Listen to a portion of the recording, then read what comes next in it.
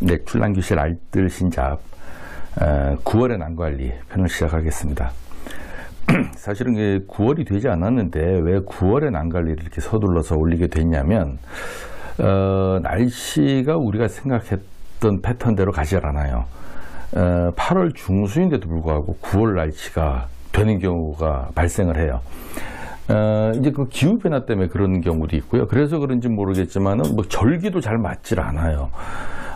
따뜻해야 되는데 춥고, 추워야 되는데 덥고, 또 장마라는 말도 이제 서서히 없어진다고 하지 않습니까? 그만큼 우리가 평소에 알고 있던, 상식적으로 알고 있던 그런 기후의 패턴이 바뀐다. 그래서 8월이냐 9월이냐를 나눠서 그 난관리를 하는 것보다는 지금 이런 정도의 기후에는 이제 가을 날씨로 접어든다라는 개념으로 접근해야 돼요. 이게 뭐 7월에도 시원해지면 7월에 가을에 관리하는 패턴으로 가야 되는 것이죠. 그래서 이게 지금 8월이냐 9월이냐가 중요한 것 같지는 않고요. 우리가 평소에 관념적으로 9월 날씨다라고 생각하는 것이 8월 중순에 아침 저녁으로 발생하고 있습니다. 그래서 9월 난관리를 서둘러 올리게 됐는데 뭐 다른 분들도 저 말고도 많이 올리고는 있더라고요. 올리고는 있는데 제가 그런 동영상 다 봤습니다. 그래서 뭐 책에 나온 그대로 또는 다른 분들과 그대로 똑같은 얘기를 하는 것은 별 의미가 없고 책에 나와 있지만 제가 한 몇십 년간 난을 해보니까 이 경우는 그렇지 않다라고 느끼는 점, 또 나만의 노하우라고 생각하는 점, 이런 점들을 조금 더 양념적으로 첨가해서 말씀드리는 것이 옳을 것 같습니다. 뭐 한 10분이면 할 얘기를 20분, 30분씩 길게 하고 싶은 생각도 별로 없습니다. 뭐 난관리라는 게 뭐 별게 있겠습니까? 그래서 오늘도 환경관리, 그리고 물관리, 그리고 이제 영양관리 및 병충해 관리, 그리고 이제 특별히 하나 더 덧댄다면 이제 꽃망울 관리가 들어가요. 그래서 이 꽃 관리를 하나 첨가해서 이 네 가지 패턴으로 말씀을 드리겠습니다. 먼저 말씀드리기 전에 오늘도 또 똑같이 여담 한 두 가지를 말씀드리고 시작하도록 하겠습니다. 제가 그 출란교실에서 이제 그 동영상을 많이 안 올린다, 왜 자주 안 올리느냐 이렇게 말씀하시는 분이 있는데 사실은 자주 올려요. 일주일에 뭐 한 2개 정도, 그 이상 올리면 많이 올리는 거 아니겠습니까? 근데 제가 올리는 패턴이 어떻게 올리냐면 제 이제 재생 목록에 보면 출란 알쓸 신잡 코너가 하나 있고요. 산채 출란, 산채 출란, 그리고 이제 조직 배양 출란, 그리고 이제 그 직거래 장터. 직거래 장터에는 이제 제가 직접 키웠던 것을 파는 경우도 이제 올려놨습니다. 물론 이제 다른 분들이 판매하겠다는 것도 직거래 장터에 올려놨고요. 이게 다 같이 올려놨어요. 근데 이제 올려놨다가 분양이 되면 그 영상을 제가 내리고 있어요. 그 얼마 전에도 올렸던 그 산반 중투도 올려놓자마자 그냥 판매가 돼서 내리니까 한 300타수 정도, 조회수 300조회수에서 내려졌거든요. 그러니까 이제 그거 못 보신 분들은 제가 동영상을 뭐 한 일주 이상 열흘이 지났는데 안 올리는 것처럼 느껴질 수도 있죠. 그래서 제가 그 분양도 분양이지만 여러분들에게 좀 눈여기거리가 좀 되게끔 하는 의도도 좀 있었고, 또 저도 여러분들에게 전달할 뭐 여러 가지 정보가 있으면은 그 시간을 빌어서 전달을 하고 이렇게 했는데 생각지도 않게 금방 분양이 돼서 동영상을 내리게 됐습니다. 그래서 밀처 이제 분양이 안 되고 남아있는 것들이 몇 개 있죠. 서호반이라든가 뭐 중투라든가 몇 개 남아있는데 그런 것들은 아직 직거래 상태에 남아있어요. 남아있는데 이거는 이제 한 4개월, 뭐 6개월 이렇게 흐르다 보니까 모양이 변했어요. 신화도 자랐고 또 노대가 낸 건 무너졌기도 하고 그래서 조만간에 이 직거래 장터에 지금 남아있는 것들은 새로운 영상, 지금 다시 찍어서 새로운 영상으로 교체하도록 하겠습니다. 출란교실은 제가 뭐 제 그 어떤 명예를 걸고, 출란교실의 명예를 걸고 좋은 난을, 믿을 수 있는 난을 좀 그나마 좀 저렴하게 상대적으로 이렇게 올리도록 노력을 하고 있습니다.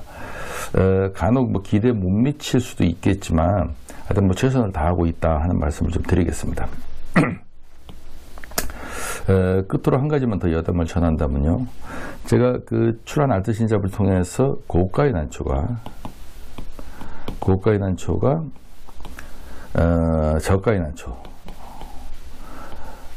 속된 말로 똥값이 되는 그 기간을 짧으면 한 10년, 길어야 한 15년 정도로 봤습니다.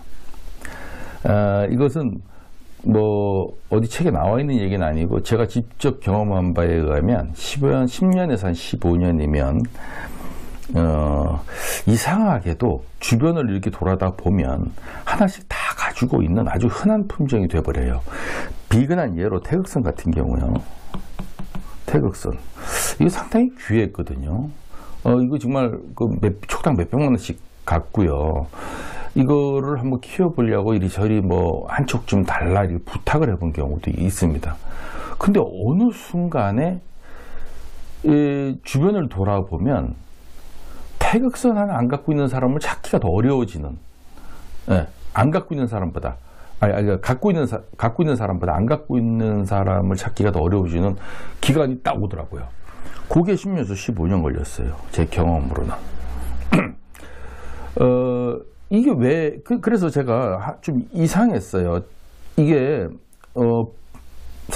에란인들의 손에 의해서 배양이 많이 돼서 좀 흔해지는 난초의 기간으로서 10년, 15년이면 족하다고 했는데, 가만히 시뮬레이션을 해보면 이게 맞지가 않는다는 걸 발견할 수가 있습니다. 한번 예를 한번 들어볼까요? 자, 태극선이 산에서 내려왔어요. 산에서 내려왔어요. 산에서 내려와서 품종을 등록하고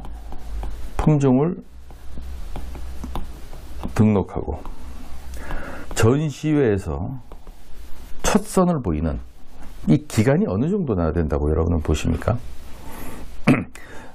일단 산채촉이 다 무너져야 되고요. 분해서 정갈하게 키운 촉돌만 딱 정립이 돼서 꽃대를 한 대 내지 두 대를 달아야 돼요. 제가 태극선 처음에 전시회에 나왔을 때 꽃대를 몇 대 달았는지는 기억은 정확하게 못하겠습니다만은 뭐 한 대 갖고 대상을 받았겠습니까? 한 두 대 달았다고 칩시다.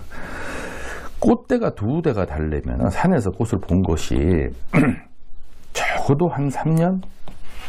뭐 한 4년? 촉수가 많았으면 뭐 한 2년? 이렇게 걸려야 되겠죠.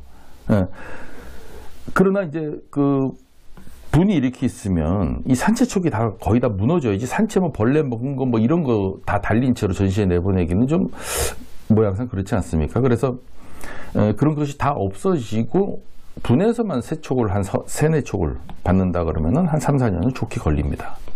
그렇죠? 자, 그러면 3, 4년이 좋게 걸려서 세상에 이제 선을 보였어요. 이미 3, 4년이라는 시간은 흘러갔습니다. 그래서 이 분을 판매를 하겠다. 그래서 통째로 판매하는 경우는 뭐 예외가 되지만 절반을 잘라 팔거나 아니면 한 촉을 팔거나 이런 경우가 발생할 수 있어요. 그러면 한 촉을 팔거나 절반을 잘라 팔더라도 또는 이 네 촉을 한 촉씩 다 나눠서 한 촉은 자기가 갖고 있고 이 세 촉을 각각 한 사람한테 판다 하더라도 3, 4년 후에는 총 자기 자신을 포함해서 4명이 이 태극선을 보유하게 되는 것입니다. 이 4명이 한 촉씩 가졌으니까 적어도 한 3, 4년이 더 흘러야 되겠죠. 3, 4년이 흘러서 다시 꽃을 봐야 됩니다. 더 이상 흐를 수도 있어요. 최소로 뭐 미니멈으로 한번 잡아보는 것입니다. 그래서 전시회에 내보낼 때 한 4사람 정도가 전시회에 내보낼 수 있는 포지션을 가지고 있는 것이죠. 그러면 도화가 얼마나 흘렀습니까? 한 8년 정도 걸리는 겁니다. 8년에 4명이 갖고 있는.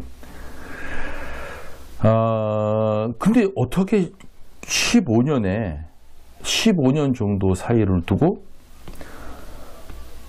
돌아보면 누구나 갖고 있고 경매장에 가면 언제나 태극선이 나오고 태극선이 가격이 뚝 떨어져 더 이상 살려고 하지 않는, 나도 갖고 있으니까 뭐 필요 없습니다 하려면 도대체 몇 명이 갖고 있어야 될까요? 한 400명? 4,000명? 자, 이런 많은 사람이 가지고 있는 속도를 따라갈 수가 없다고 저는 생각해요. 네.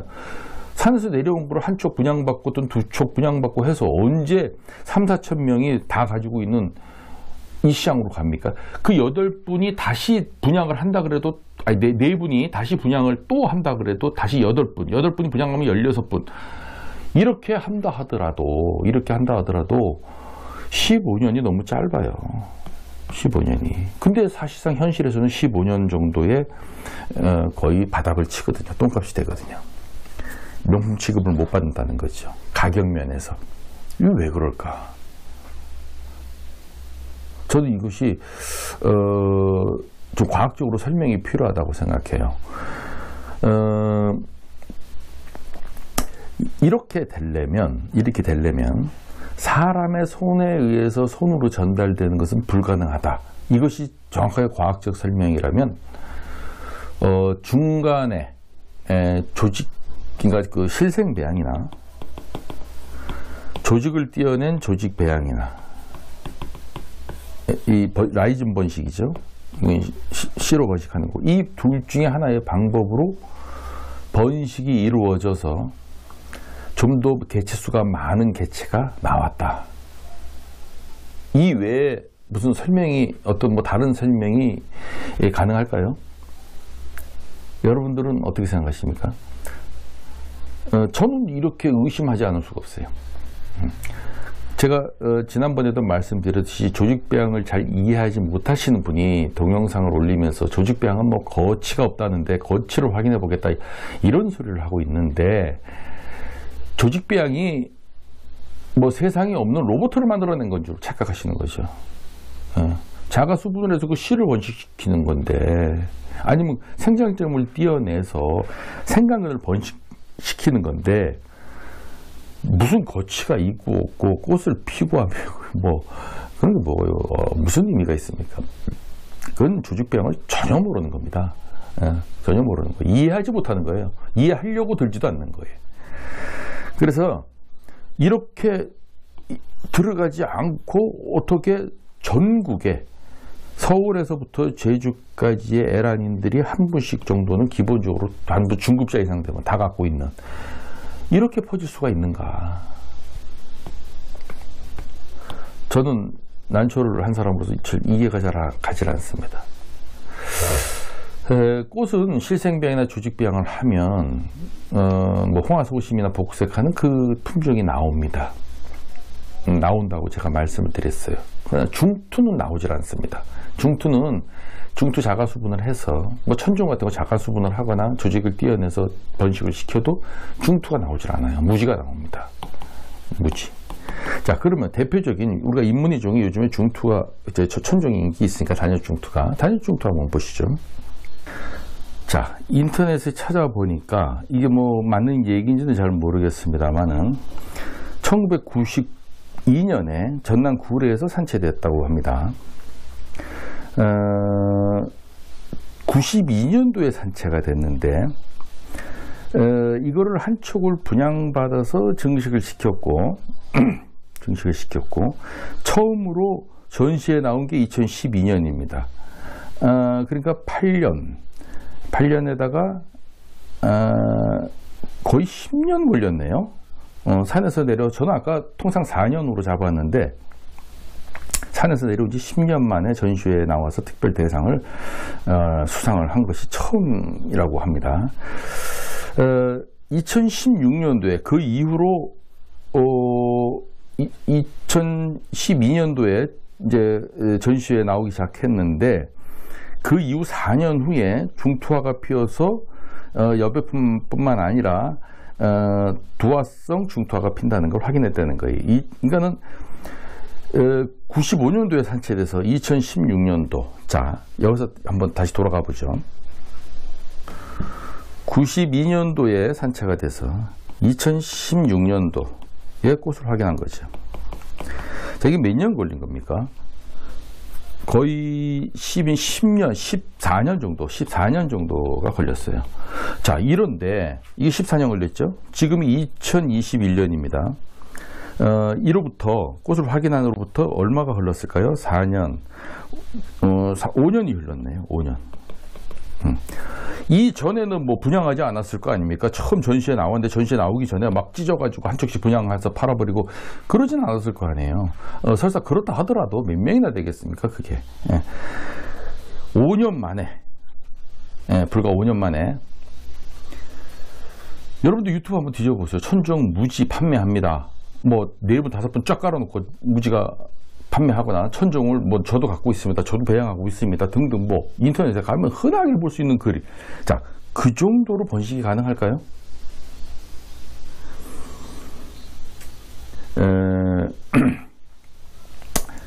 이게 뭔가 좀 이상하다. 이거는 뭐 의심을 하는 걸 떠나서 그렇다고 해서 뭐 조직배양을 제가 뭐 터부시하자는 것도 아니고 과학적으로 설명이 안 되는 부분들은 우리 난을 하시는 에란인들이 좀 모여서 이거 한번 해명을 해보자. 이게 어떻게 가능한지 시뮬레이션 할 수 있잖아요.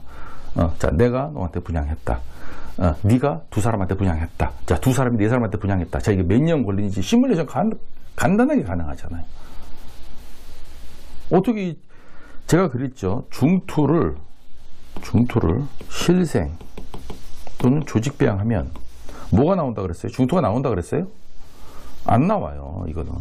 이거는 체세포 변이에 의한 거예요. 체세포 변이에 의한 거기 때문에 유전적 형질이 유전되지 않습니다. 무지가 나오죠.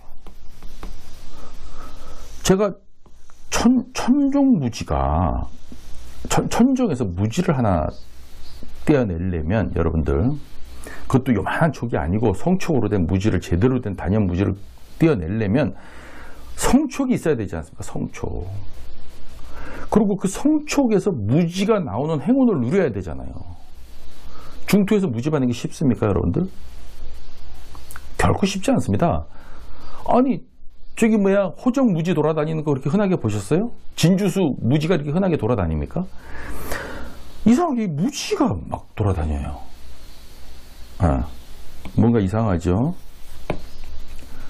누군가가 실생배양이나 조직배양이 들어간 게 아닌가.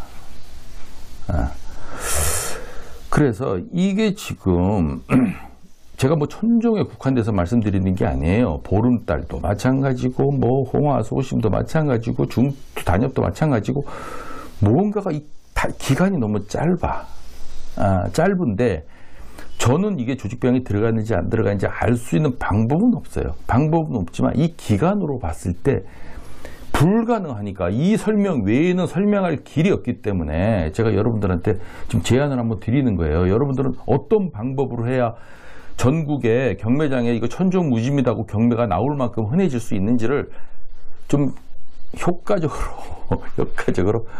설명이 가능해야 되고 그 천종을 세상에 알리신 분, 명명을 하신 분들이 설명을 해주셔야 돼요. 이건 어떻게 된 건지. 자, 오늘 그 정도로만 화두를 던져놓고 또 여러분들의 의견을 듣고 좀 더 깊이 있는 대화는 나중에 좀 더 과학적으로 한번 해보도록 하겠습니다. 9월의 난관리는 아주 쉽습니다. 이제 뭐 난초 하시는 분들이 때를 만났다 이렇게 보시면 돼요. 첫째 이제 환경관리는 이제 햇볕을 조금씩 늘려 나가셔도 됩니다. 여름에 차양을 하셨던 분들은 한 50% 이상 걷어내셔도 돼요. 그리고 낮 기온도 좀 상승시켜도 되고요. 아침 저녁으로 좀 쌀쌀해요. 이제 선풍기 안 틀고 에어컨 안 틀고 자도 충분한 계절이 됐더라고요. 제가 보면 그럴 때는 이제 밤 기온이 너무 떨어질 수 있으니까 베란다 문도 닫고 밤 기온도 너무 떨어지지 않게 관리하는 시기로 접어들고 있는 것입니다. 그리고 병충해도 봄보다 훨씬 편해요. 봄은 이제 병충해가 나오기 시작하는 거고 이건 이제 들어가는 시기예요. 병이 살균제들이 이제 점점 안 쳐도 되는 시기로 들어가는 겁니다. 균이 돌아다니지를 못해요. 날씨가 이제 추워지면 발생을 안 합니다. 그래서 병충해 관리도 좀 띄엄띄엄 한 달에 뭐 한 2번 하시던 분이 한 번, 한 달에 한 번 하시던 분은 뭐 2달에 한 번 이런 식으로 띄엄띄엄 가다가 찬바람이 낮에도 싹 불면 멈춰도 하등에 지장이 없다. 병은 걱정할 이유가 없습니다. 이제 벌붓썩은 병이라든가 이런 거 안 와요. 굉장히 좋은 관리가 그리고 3번 고온 다습에서 병이 온다 그랬는데 이제 고온으로 올라가지 않으니까 다습만 가지고는 안전한 계절이 된 거죠. 그래서 물을 저는 이제 그럼에도 불구하고 화장토가 어느 정도 마르는 걸 보면서 물을 주는데 화장토가 마르기 전에 물을 또 줘도 크게 통풍만 잘 된다면 상관이 없는 계절로 들어가고 있다. 9월이. 네. 요 정도 되면 대충 이제 뭐 어떻게 관리해야 되는지는 여러분들이 잘 아시죠. 대부분 이제 초심자들은 비료를 사놓고 그 좋은 비료 샀으니까 남에게 못 줘서 안달인데 이제는 좀 묽게 절대 겨울이 됐던 봄, 여름, 가을, 겨울 난초가 비료는 좋아해요. 굉장히 좋아하는 식물 중에 하나인데 묽은 걸 좋아합니다. 농도가 지나면 난초는 싫어해요. 그러니까 묽게만 타서 준다면 횟수를 마음대로 늘려도 크게 지장 없습니다.